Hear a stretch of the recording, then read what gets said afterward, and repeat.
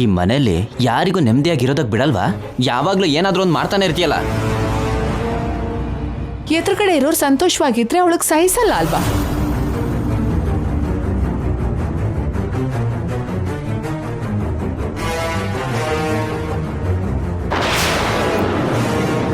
ನಿಹಾರಿಕಾಯಿಂದ ಯಜಮಾನ್ಕೆ ಕಿತ್ಕೊಳ್ಳಕ್ಕೆ ಇದೆಲ್ಲ ಮಾಡ್ತಿದ್ಯಾ? ಸಂಬಂಧ ಇಲ್ದೇನೆ ಏನ್ ಮಾತಾಡ್ತಿದ್ಯಾ? ಅದಕ್ಕೆ ಸಂಬಂಧ ಇಲ್ದೇನೆ ಯಾಕೆ ಮಾತಾಡ್ತೀನಿ ಶ್ರೀಕರ್? ಸಂಬಂಧ ಇದೆ. ಯಾರು ಕುಟುಂಬದ ಮೇಲೆ ಎಷ್ಟು ಶ್ರದ್ಧೆನ ತೋರಿಸ್ತಾರೋ ಅವರಿಗೆ ಕುಟುಂಬದ ಮೇಲೆ ಜವಾಬ್ದಾರಿ ಇದೆ ಅಂತ ಅನ್ಸ್ಕೋತಾರೆ. ಮನೆ ದೊಡ್ಡವರು ತಮ್ಮ ಜವಾಬ್ದಾರಿಗಳನ್ನ ಅವ್ರಿಗೆ ಕೊಡ್ಬೇಕು ಅಂತ ಕೂಡ ಅನ್ಕೋತಾರೆ. ಅದಕ್ಕೆ ಅವನಿ ಟ್ರೈ ಮಾಡ್ತಿರೋ ಹಾಗಿದ್ದಾಳೆ. ಅವನಿ ಅದ್ ವರ್ಕೌಟ್ ಆಗಲ್ಲ.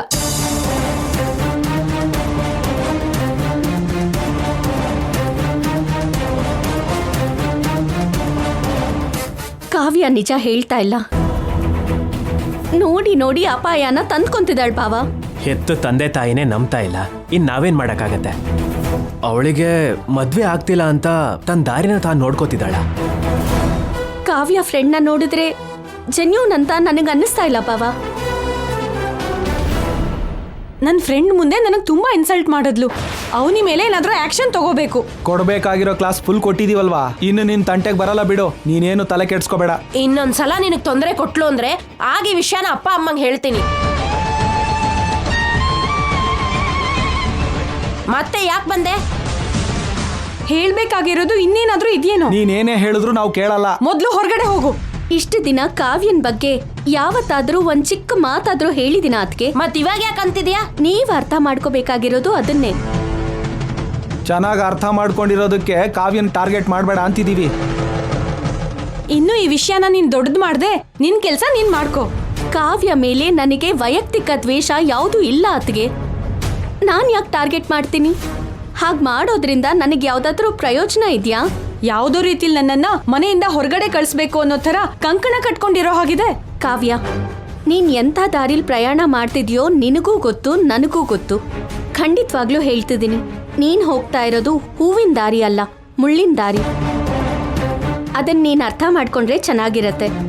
ಇವಾಗೇನೋ ಎಲ್ರೂ ಸಪೋರ್ಟ್ ಮಾಡ್ತಿದ್ದಾರೆ ಅಂತ ಸಂಭ್ರಮ ಪಡ್ಬೇಡ. ಅದ್ಕೆ ತಾಯಿಯಾಗಿ ವಯಸ್ಸಿಗೆ ಬಂದಿರೋ ಮಗಳು ಯಾವಾಗ ಏನ್ ಮಾಡ್ತಾಳೆ ಅಂತ ತಿಳ್ಕೋಬೇಕಾಗಿರೋ ಜವಾಬ್ದಾರಿ ನಿನ್ ಮೇಲಿದೆ. ನೀನು ತಿಳ್ಕೊಂತಾನೂ ಇಲ್ಲ, ಹಾಗೆ ನಾನು ಹೇಳಿದ್ದು ನಂಬ್ತಾ ಇಲ್ಲ. ಅವನಿ ಯಾಕೆ ಹೀಗೆ ಹೇಳಿದ್ಲು ಅಂತ ಇವಾಗ ನಿಮಗೆ ಅರ್ಥ ಆಗಲ್ಲ. ನಾಳೆ ದಿನ ನಡಿಬಾರ್ದು ಏನಾದರೂ ನಡೀತು ಅಂತಂದ್ರೆ ಅವಾಗ ಅರ್ಥ ಆಗತ್ತೆ.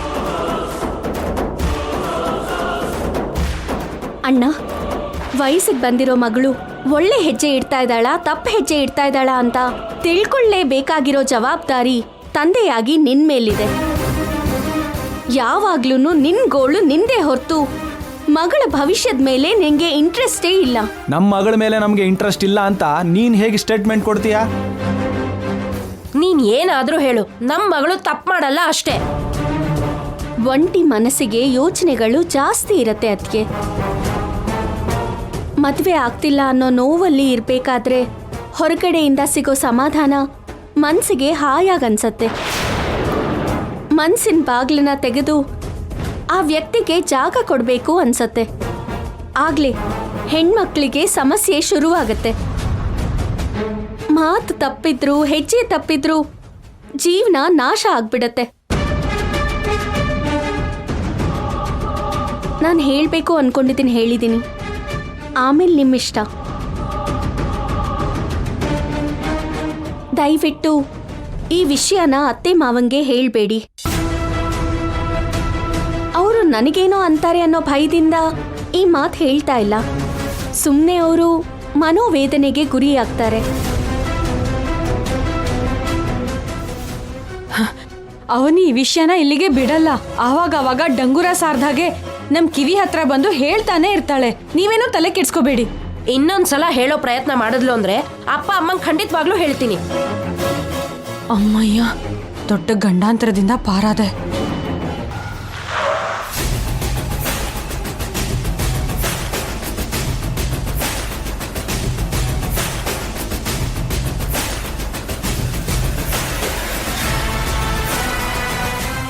ತಗೊಳ್ಳಿ ಅತ್ತೆ. ಮಾವ,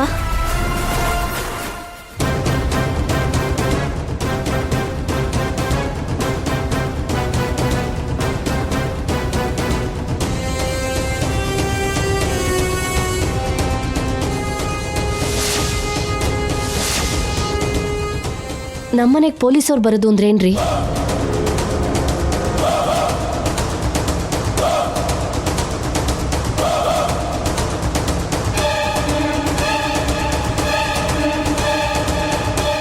ಏನ್ ಸರ್, ನಮ್ಮನೆಗೆ ಯಾಕೆ ಬಂದ್ರಿ? ನಿಹಾರಿಕಾ ಯಾರು? ಈ ಮನೆ 2ನೇ ಸೊಸೆ. ಕರೀರಿ. ಯಾಕೆ? ಆಮೇಲೆ ಹೇಳ್ತೀನಿ, ಕರೀರಿ. ನಿಹಾರಿಕಾ, ನಿಹಾರಿಕಾ.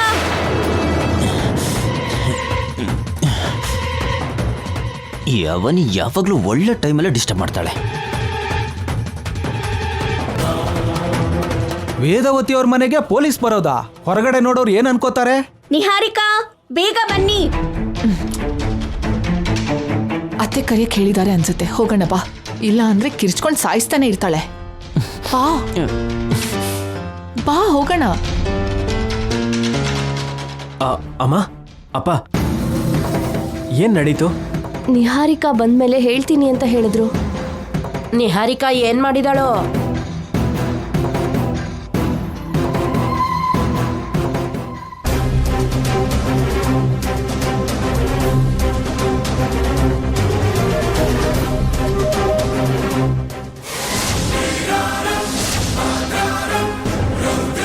ಪೊಲೀಸ್ ಅವ್ರು ಬೇರೆ ಬಂದಿದ್ದಾರೆ, ನಿನ್ನನ್ನು ಬೇರೆ ಕರಿತಾ ಇದ್ದಾರೆ. ಏನು ವಿಷಯ?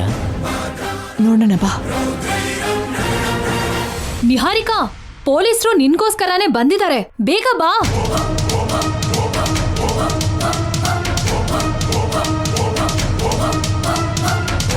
ಬಂದಿದ್ದಾಳಲ್ವಾ, ಹೇಳಿ.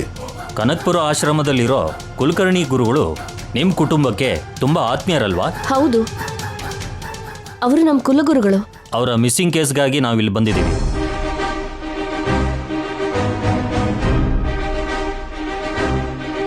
ಡಿಪಾರ್ಟ್ಮೆಂಟ್ ಅವರಿಗೋಸ್ಕರ ಹುಡ್ಕೋದಕ್ಕೆ ಶುರು ಮಾಡಿದೆ.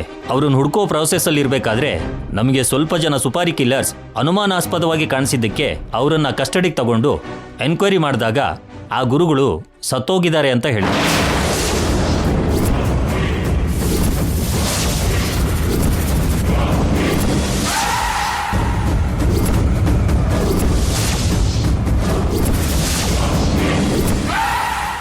ಗುರುಗಳು ಸತ್ ಹೋದ್ರಾ? ಹೌದು ರೀ, ನಮ್ಮ ಭಾಷೆಯಲ್ಲಿ ಹೇಳಬೇಕಾದ್ರೆ ಮರ್ಡರ್ ಆಗಿದೆ.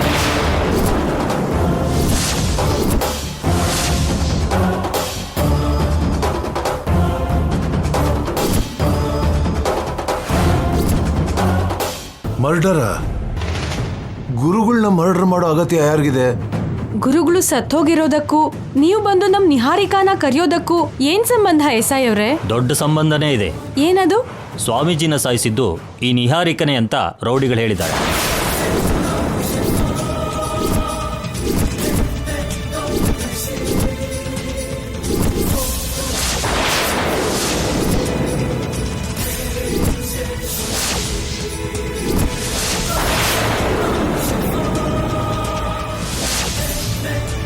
ಅದಕ್ಕೆ ನಿಹಾರಿಕನ ಅರೆಸ್ಟ್ ಮಾಡೋಕೆ ಬಂದಿದ್ದೀವಿ.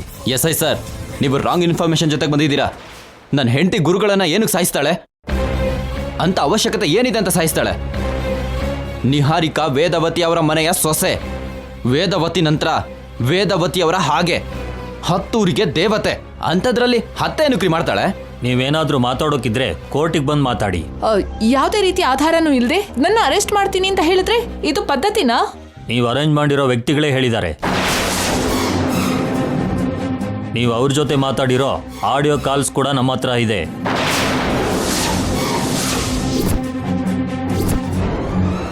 ಇಲ್ಲ ಎಸ್ ಐ ಸರ್, ತಪ್ಪು ತಿಳ್ಕೊಂಡಿದ್ದೀರಾ. ನಮ್ಮ ಸೊಸೆ ಅಂತ ಅಪರಾಧ ಮಾಡಲ್ಲ. ನನ್ನ ಸೊಸೆ 10 ಜನಕ್ಕೆ ಸಹಾಯ ಮಾಡೋ ವ್ಯಕ್ತಿನೇ ಹೊರತು ಅಂತ ಕೆಲಸ ಮಾಡೋದಿಲ್ಲ. ಹೌದು ಎಸ್ ಐ ಅವರೇ, ನಮ್ಮ ಸೊಸೆ ಬಗ್ಗೆ ನಿಮಗೆ ಗೊತ್ತಿಲ್ಲದೆ ತಪ್ಪಾಗಿ ಬಂದಿದ್ದೀರಿ. ದಯಮಾಡಿ ಇನ್ನೊಂದ್ಸಲ ಕ್ರಾಸ್ ಚೆಕ್ ಮಾಡ್ಕೊಳ್ಳಿ. ಆಡಿಯೋ ಕಾಲ್ ಆಧಾರಗಳಿದೆ ಅಂತ ಎಸ್ ಐ ಅವ್ರು ಹೇಳ್ತಿದ್ದಾರೆ ಅಲ್ವಾ? ಅದನ್ನ ಕೇಳಿದ್ರೆ ಗೊತ್ತಾಗತ್ತೆ. ಎಸ್ ಐ ಅವರೇ, ನೀವು ಹೇಳಿದ್ದು ಚಿಕ್ಕ ವಿಷಯ ಅಲ್ಲ. ಆಧಾರ ಇಲ್ದೇನೆ ಅತ್ತೆ ನಂಬಲ್ಲ. ನಿಮ್ಮ ಹತ್ರ ಇರೋ ಆಧಾರನ ಪ್ಲೇ ಮಾಡಿ, ಅದು ನಿಜ ಆದ್ರೆ ನಂಬ್ತಾರೆ.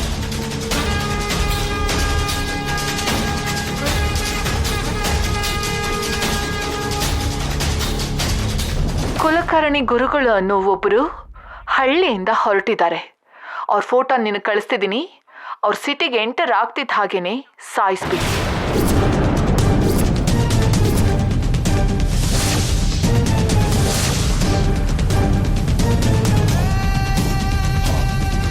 ಗುರುಗಳು ಬರ್ತಾ ಇದ್ದ ಆಟೋನ ಆಕ್ಸಿಡೆಂಟ್ ಮಾಡಿದ್ದೀವಿ. ತಲೆ ಕಲ್ಗೊಡ್ದಿದೆ. ಸ್ಪಾಟಲ್ಲೇ ಹೋಗ್ಬಿಟ್ಟಿದ್ದಾರೆ.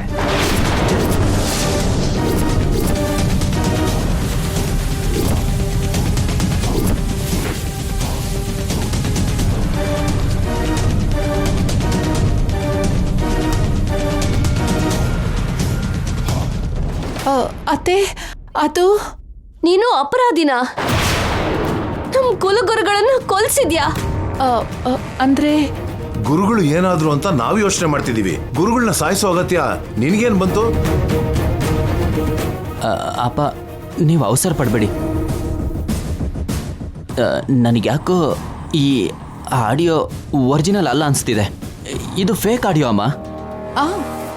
ಹೌದು ಅತ್ತೆ, ಅದು ಒರಿಜಿನಲ್ ಆಡಿಯೋ ಅಲ್ಲ, ಫೇಕ್ ಆಡಿಯೋ. ಇಂಥದ್ದು ಇತ್ತೀಚೆಗೆ ಸೋಷಿಯಲ್ ಮೀಡಿಯಾದಲ್ಲಿ ನಾವು ಕೇಳ್ತಾನೆ ಇರ್ತೀವಲ್ವಾ. ಪೊಲೀಸ್ ಡಿಪಾರ್ಟ್ಮೆಂಟ್ ಅವರು ಫೇಕ್ ಎವಿಡೆನ್ಸ್ ಜೊತೆ ಯಾಕೆ ಬರ್ತಾರೆ? ಸಿಕ್ಕಾಕೊಂಡಿದ್ಯಾ ಅಲ್ವಾ? ತಪ್ಪಿಸ್ಕೊಳ್ಳೋದಿಕ್ಕೆ ಏನೇನೋ ಮಾತಾಡಿದ್ರೆ ಆಗಲ್ಲ ನಿಹಾರಿಕಾ. ಅಮ್ಮ, ನೀವು ಯಾರ ಮಾತು ಕೇಳಬೇಡಿ. ಅದು ಫೇಕ್ ಕಾಲಮ್ಮ. ಒಂದು ಸೆಕೆಂಡ್ ಸರ್, ನೀವಿಂಥ ಮಾತು ಹೇಳ್ತೀರಾ ಅಂತ ನಮಗೆ ಮೊದಲೇ ಗೊತ್ತಿತ್ತು. ಅದಕ್ಕೆ ಕಾಲ್ ಲಿಸ್ಟ್ ಕೂಡ ತಂದಿದ್ದೀನಿ.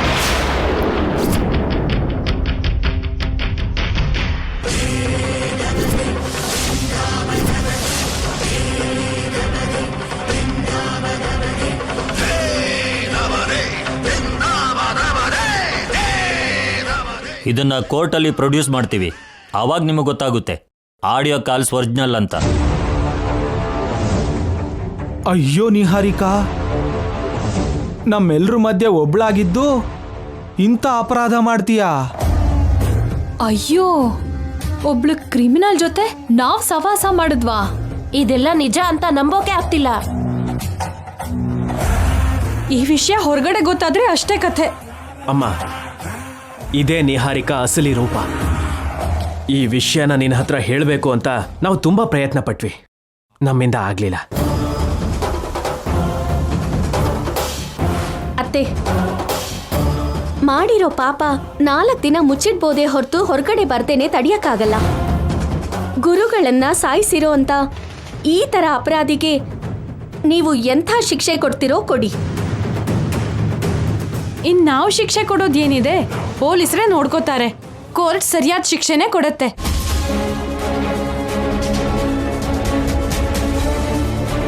ನಿನ್ನ ಬಗ್ಗೆ ನಾನು ತುಂಬಾ ದೊಡ್ಡದಾಗಿ ಅನ್ಕೊಂಡಿದ್ದೆ.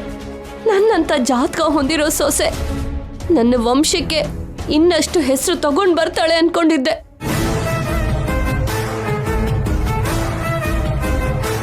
ಇಂಥ ಅಪರಾಧ ಮಾಡ್ತೀಯ ಅನ್ಕೊಂಡಿರ್ಲಿಲ್ಲ.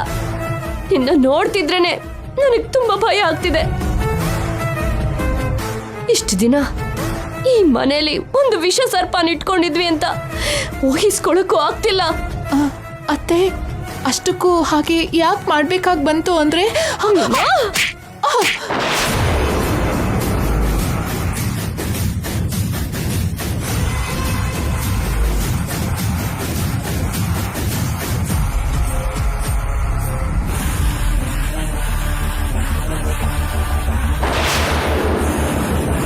ಏನ್ ಹೇಳ್ತೀಯ? ಯಾವ ಕಾರಣ ಹೇಳಿದ್ರು ಕೂಡ ಕ್ಷಮಿಸೋ ಅಪರಾಧ ಅಲ್ಲ ಅದು. ನಮ್ಮ ಕುಲಗುರುಗಳ ಕಣೆ ಅವರು. ಎಷ್ಟೋ ಜನರಿಗೆ ದೇವ್ರಂತವ್ರು. ಇಂಥ ವ್ಯಕ್ತಿ ನಮ್ಮ ಮನೆಯಲ್ಲಿ 1 ನಿಮಿಷನೂ ಇರಬಾರ್ದು. ಏಯ್ ನಂಬಿಕೆ ದ್ರೋಹಿ, ಇನ್ಮೇಲಿಂದ ನಿನ್ನ ಮನೆ ಸೊಸೆ ಅಲ್ಲ. ನಮಗೂ ನಿನಗೂ ಯಾವ ಸಂಬಂಧನೂ ಇಲ್ಲ.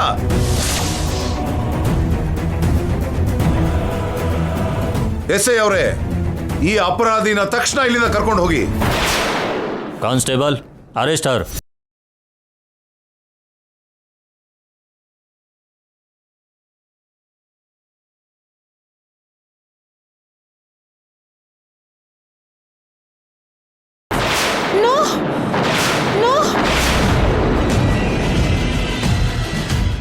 ಬಂಗಾರ, ಬಂಗಾರ, ಏನಾಯ್ತು?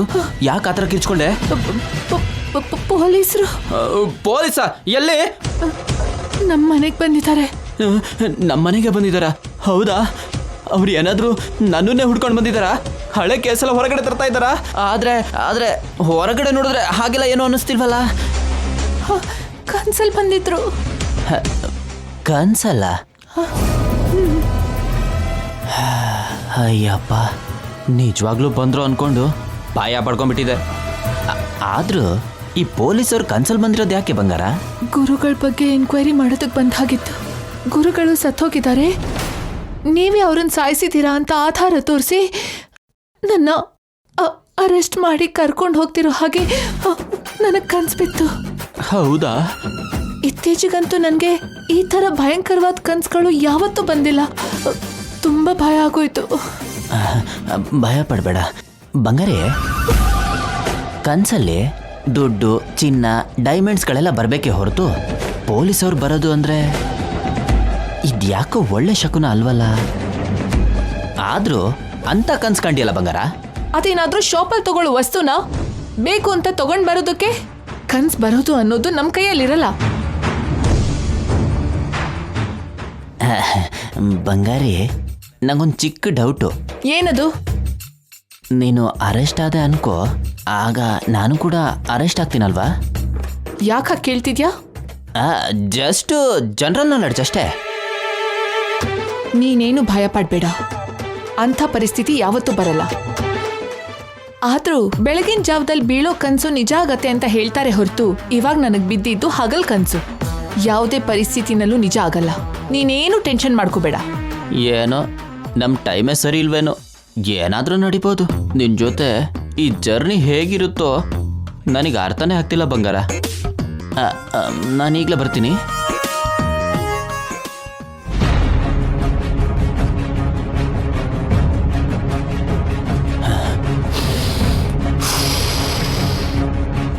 ವಠಾರದಲ್ಲಿರ್ಬೇಕಾದ್ರೆ ಇಷ್ಟ ಬಂದಂಗಿರ್ತಿದ್ದೆ. ಆದರೆ ಇವಾಗ ಈ ನಿಹಾರಿಕನ್ ಹತ್ರ ಬಂದಿ ಆಗಿರೋ ಹಾಗಿದೆ. ಯಾವಾಗ ಏನು ನಡೆಯುತ್ತೋ ಅರ್ಥನೇ ಆಗ್ತಿಲ್ಲ.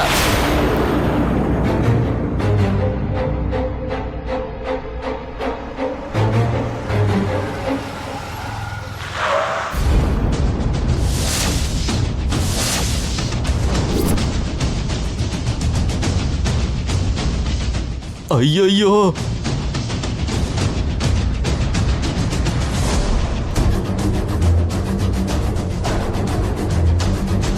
ವಸಂತ, ವಸಂತ,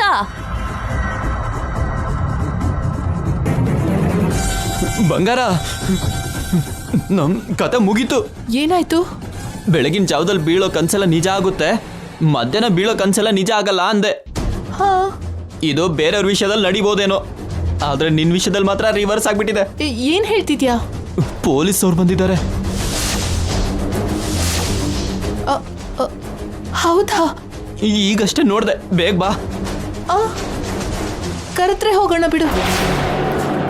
ಬಂಗಾರ, ಇದು ನಿನ್ ಡ್ರೀಮ್ ಸೀನ್ ಅಲ್ಲ, ಲೈವ್ ಸೀನು. ಬಾ ಬೇಗ, ಬೇಗ ಹೋಗೋಣ ಬಾ. ಅಲ್ಲಿಗೆ ಹೋದ್ರೆ ಏನ್ ನಡೆಯುತ್ತೆ ಅಂತ ಗೊತ್ತಾಗುತ್ತೆ. ನಾವು ಹೊರಗಡೆ ಹೋಗ್ತಿದೀವಿ, ಬೇಗ ವಾಪಸ್ ಬರ್ತೀವಿ, ಸರಿನಾ? ಸರಿನಮ್ಮ.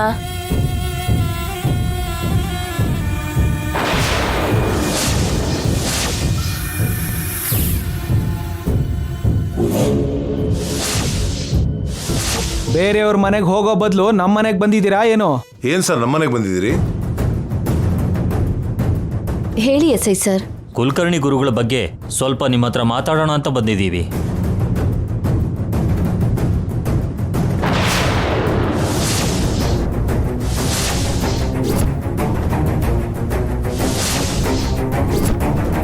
ಏನ್ ಮಾತಾಡ್ಬೇಕು? ಗುರುಗಳು ಕಾಣ್ತಿಲ್ಲ ಅಂತ ಆಶ್ರಮದವರು ಹೇಳಿದ್ರು. ಮಿಸ್ಸಿಂಗ್ ಕೇಸ್ ಫೈಲ್ ಆಗಿದೆ. ಆಶ್ರಮಕ್ಕೆ ಸಂಬಂಧಿಸಿರೋ ವಿಷಯ ಆಗಿರೋದ್ರಿಂದ ಸೀಕ್ರೆಟ್ ಆಗಿ ಎಂಕ್ವೈರಿ ಮಾಡ್ತಿದ್ದೀವಿ.